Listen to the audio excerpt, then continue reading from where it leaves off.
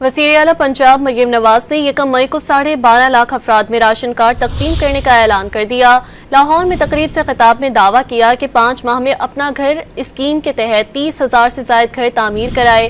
تاریخ میں کوئی حکومت 3,000 گھر بھی نہیں بنوا سکی۔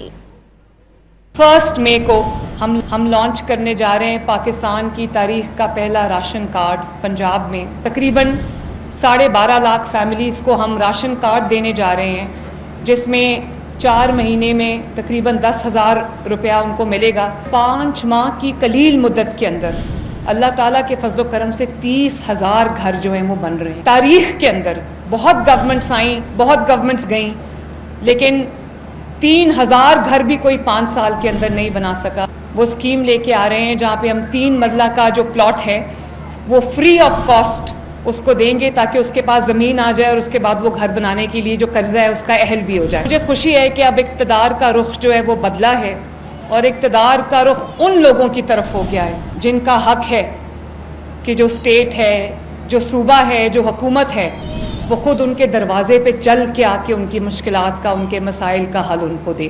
میں چاہتی ہوں کہ میں ہر اس شخص تک پہنچوں، ہر اس شخص تک پہنچوں جو دروازہ کھول کے ریاست کا انتظار کر رہے ہیں۔